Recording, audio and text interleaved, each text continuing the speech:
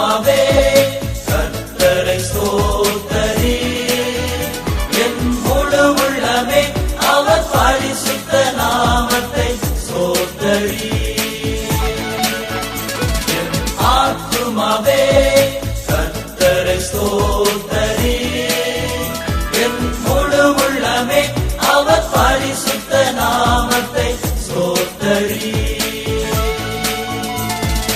அவர் செய்த சகல உபகாரங்களையும் மறவாதே,